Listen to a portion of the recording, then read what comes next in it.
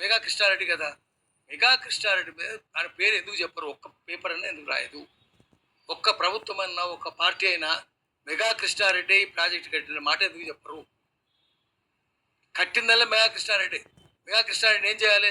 Jail పెట్టాలి కదా, enquiry చేయాలి కదా. సిబిఐ, బీజేపీ చేయదు, కాంగ్రెస్ చేయదు, బీఆర్ఎస్ చేయదు. ఎందుకంటే అందరికి డబ్బులు ముడుతున్నాయి. సబ్కా మాలిక్ ఏక్. ఆ మెగా కృష్ణారెడ్డి అందరికి శిక్షుడు ఆయన వేయలేవు. అందుకని ఏం చేయవు.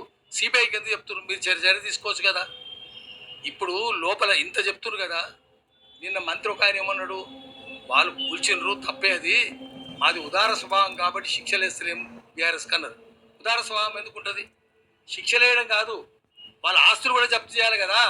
ఎందుకు జప్తు చేస్తలేరు ఆస్తులు? దొంగ మెగా కృష్ణారెడ్డి ఆస్తులు జప్తు చేయండి. ముఖ్యమంత్రి కేసీఆర్ ఉన్నప్పుడు కేసీఆర్ ఏమైనా దొంగ పైసలు సంపాదించిండో ఆస్తులు జప్తు చేయండి. ఢిల్లీ ప్రభుత్వం చేస్తుందా? సిబిఐ చేస్తుందా? సిబిఐ చేయదు, ఈ స్టేట్ గవర్నమెంట్ చేయదు. చట్ట ప్రకారం అన్ని చేసే అధికారాలు ఉన్నాయి. ఇంకోరు ఇటువంటి తప్పులు చేయకుండా ఉండాలంటే శిక్షలు, వాళ్ళకి కఠినమైన శిక్షలు ఉండాలి, ఆస్తులు జప్తు చేయాలి. చెయ్యరు. సబ్కా మాలిక్ ఏక్. అందుకని అసలు అన్నిటికంటే ముందు ప్రాజెక్టులు కట్టడమే తప్పు.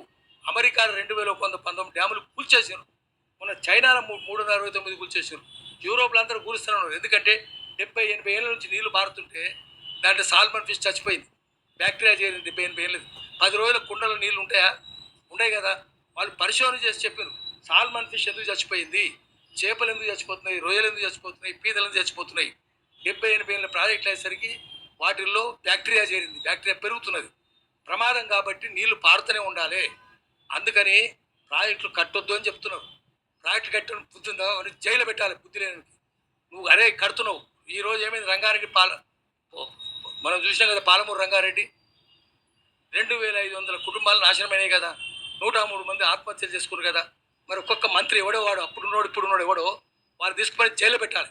వాళ్ళకు నష్టపరిహారం ఇచ్చిండ్రా? ప్రాజెక్టులు కడితే జరిగే సాంఘిక వ్యయం, సాంఘిక నష్టం అది కూడా లెక్కలోకి వేయాలి కదా. నష్టపరిహారం పూరుస్తుండ్రా? ఇప్పుడు శ్రీశైలం ప్రాజెక్టు కట్టిండ్రు, 110 ఊర్లు మునిగిపోయినాయి. 110 ఊర్లు 40 ఊర్లు, 40 చెంచు పెంటలు. అవి 40 చెంచు పెంటల ప్రజలు ఆగమైపోయిన చచ్చిపోయారు కూడా. 40 అంటే ఒక్కొక్క పెంట మీద 20 ఇంట్లే ఉంటాయి. అంటే 100 మంది ఉంటారు. 40 చెంచు పెంటలు చచ్చిపోతే వాని మీద హత్యా నేరం పెట్టాలి కదా. ఏం చేశారు మీరు? ఇన్నేళ్ళ నుంచి ఒక్కరి నష్టపరిహారం ఇచ్చారా? ఒక్కరికే లేదు. మరి సామాజిక వ్యయం కూడా లెక్కలోకి తీసుకోవాలి కదా. ప్రాజెక్టులు కట్టండి, చెప్పుతో కొట్టాలి. మెగా కృష్ణారెడ్డి కావచ్చు, కేసీఆర్ కావచ్చు, రేవంత్ రెడ్డి కావచ్చు, ఎడమకాలు చెప్పు తీసుకుని ఒప్పుకొని 32 పెంటరాలు కొట్టాలి. ప్రపంచం చూడరా బాడుకోవని చెప్పాలి. అక్కడ ఏమైతుంది? ప్రాజెక్టులు ఎందుకు కూరుస్తున్నారు? ఇక్కడ ఎందుకు కడుతున్నారు? ఎందుకంటే బాడుకోవాలి కమిషన్లు వస్తాయి.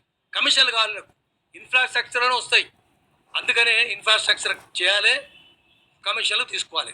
కమిషన్లే కదా వీళ్ళంతా. కమిషన్లు దొబ్బెట్టడానికి ఉన్నారు బాడుకోవాలి. అందుకని ఒకరు ప్రాజెక్టులు కట్టిన చెప్పుతో కొట్టాలి. కీలకంగా అది కాంగ్రెస్ పార్టీ పదే